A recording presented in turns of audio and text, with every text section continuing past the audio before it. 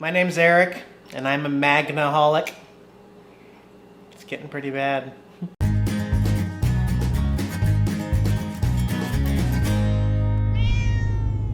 I did say that I was going to bring in my magnets from the RV and put them here in the house instead. I'll still be collecting them and bringing them with me, but I decided to take the board off the RV and why not just decorate my home fridge.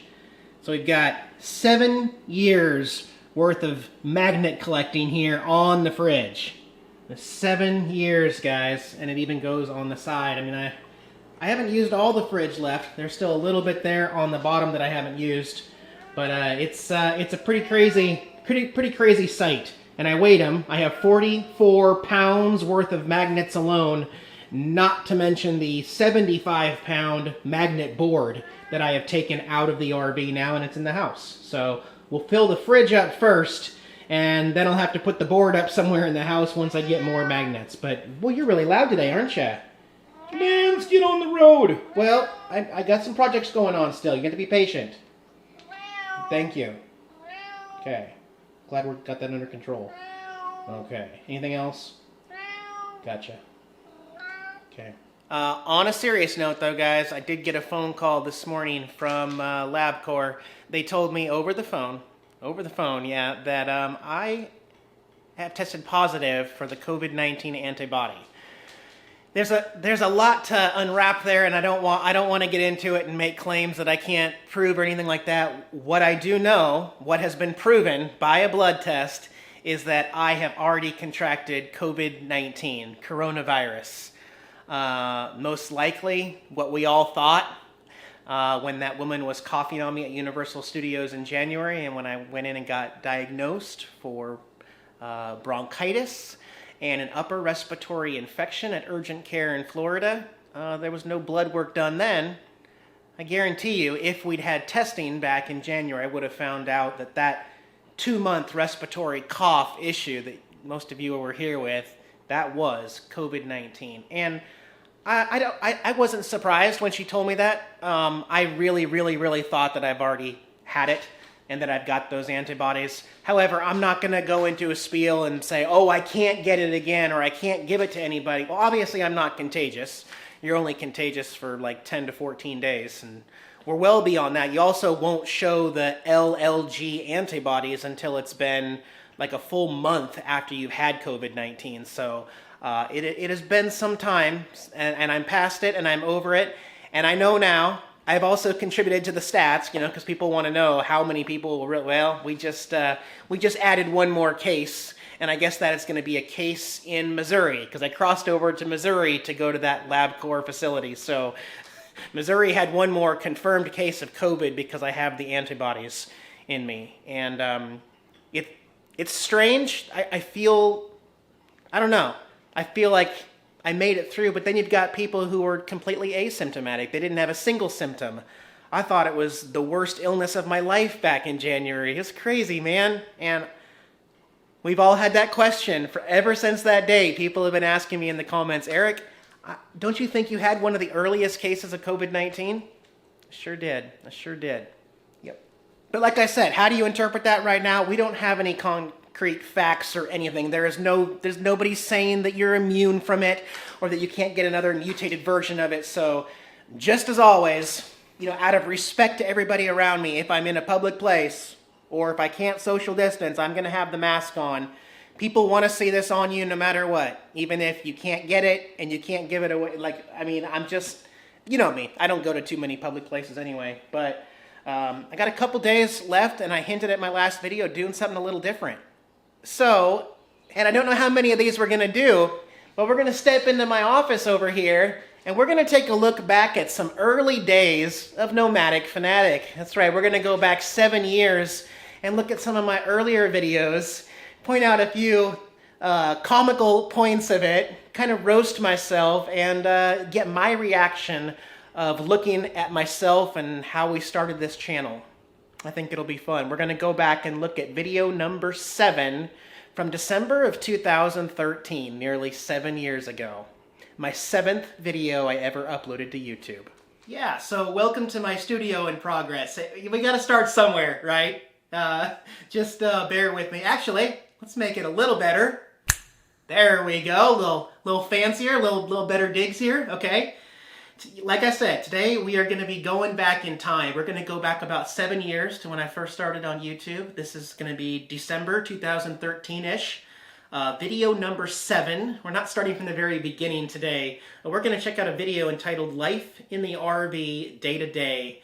Guys, this is very earlier on in my YouTube career. I really wasn't even nomadic. I was pretty stationary most of the time. I still traveled every day from school in the RV and stuff like that, but we're going to take a look at and see my filming style, some things that have evolved and changed, to point out anything interesting that I find in this. I think we're all going to be shocked at what 7 years can do on YouTube. But without further ado, let's start this off and take a look, guys. Oh my gosh. Old school intro. Look, it just says with Eric Jacobs. No mention of Jax. Oh my gosh. Oh. Starting with a musical montage here with everything sped up. It looks like 200%. Yeah, double speed. And we're washing our dishes. I don't even have that many porcelain bowls and cups and stuff. It's a good tune. The whole video's not like this, is it? I hope not. Got the Brita maker there. Got a, I think that was a coffee candle from Walmart. A convection oven and a microwave. You guys see that? I travel with a convection oven and what are we doing now? In the bathroom? We're gonna brush our teeth because everybody wants to see how you brush your teeth in an RV. Look at my clean shaven face. My baby face. You can still see my double chin. I started my YouTube channel without a beard, guys. I did. What a mess, Eric. See my Guitar Hero controllers off to the bottom left corner there, and I'm folding the clothes. That leather binder there on the couch, that's my DVDs. 240 DVDs in there. And you can see the bed, the cab over bed. That was my only bed. This RV, Tilly, did not have a bed in the back. It was the party model. So I had to go up and down that ladder. With Jax learned to go up and down too. What a pain that was. Yep, gotta make the bed. Okay, looks good, Eric. Everything checks out. Now what?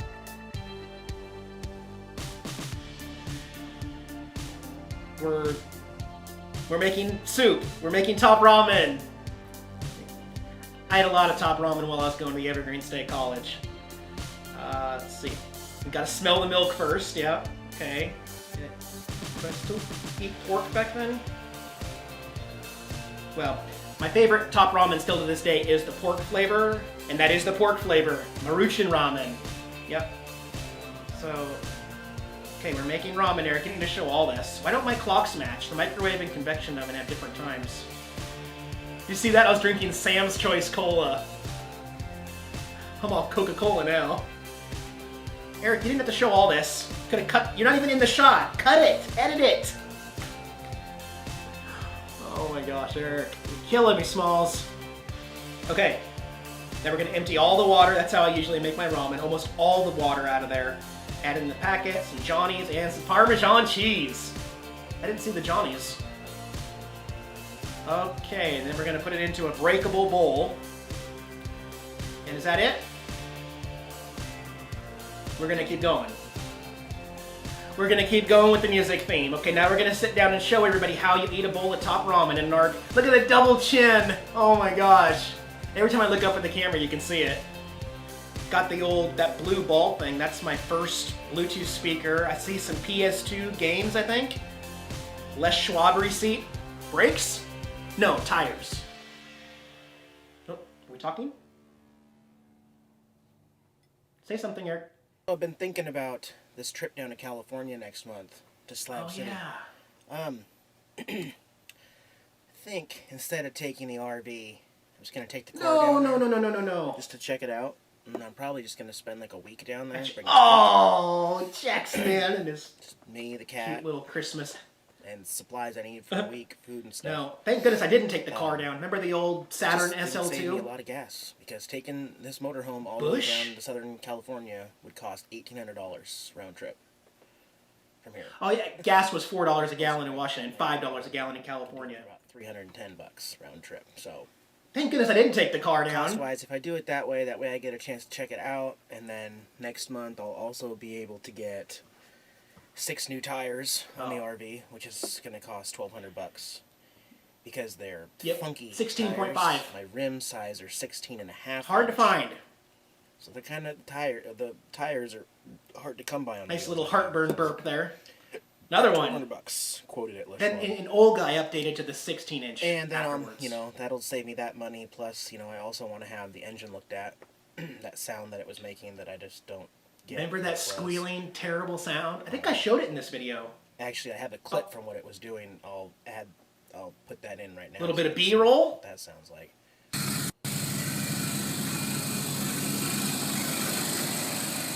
It was so loud. You can't tell from this. It was so annoying. I drove and traveled with it like that for over a year. Mainly only over speeds of 35 miles an hour. It was a year before I found out and got it diagnosed as the... I didn't do a Siri thing. Diagnosed as a pulley. A tensioner pulley.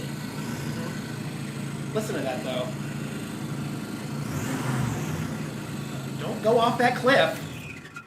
It's such a terrible... What was that? That's new. Now it's gone. And then it went away. It does that sometimes. What the hell? But it'll kick back in at 35 miles an hour. It's nothing big. More. It's just sometimes it's louder than it is at other times. Sometimes it just physically won't. It's just a noise. So it's still a strong runner, you know. It's just that one. And you're gonna drive it down to California. So yeah, I got 3 weeks off. Tomorrow I'm going. Winter vacation. Going over to Tumwater tomorrow. Jackspan. Grocery shopping. And Jax has to go see the vet. I was so. Goes to Tumwater vet. I was so awkward. Oh, vet time. Just his yearly boosters are due and stuff. Mm-hmm. Also, he has a weight problem, so we've been getting him like weighed in and stuff. You think? 22.5 pounds. Oh. He's a big healthy boy. That wasn't even his heaviest. His heaviest was 26. He's been on a new diet, and I've been monitoring his food. So. And now he's 20.2 pounds today. I'll bet he'll still here in 2020. Weight, but either way. So yeah. Man, grow the beard, Eric. The Tumwater thing. I'm gonna go down to the campgrounds out in Capitol Forest again, and see if I can get in there. Like I spent a whole night there, even though they're like technically closed for the season. I spent a whole night there. And you can't say that now, Eric. You can't get away with that. The haters will call DNR. Pick a spot somewhere to camp. I do want to spend some more time in town. Yeah, get some camping. I have to empty the tanks now that it's not freezing anymore. Both my tanks are what a pain that was. Black and gray water, so I'll be able to drain both tanks. Look at that big kitty. Also going to go fill up some free water down at the Olympia Artesian well water, yep. And as well as get propane. I hate my double chin. It's so distracting. Tank, but still, it's nice to do that when you go out, when you're available, and I have money too. After that, until then, I'll be broke till Christmas. So, living paycheck to paycheck. Yep. Hoping to add some new videos, and I'll get some more updates on my trip down to Slab City. I put an ad on Craigslist to see if anybody down there would help me do some filming. Help set up with like lights and audio and stuff. Oh yeah, I thought I was going to be able to interview people at Slab City. So. No, Eric, they are not the talkative bunch. No. Film them. So. Pet the kitty. We'll see. Pet check that back in a kitty. days. I'll say meow.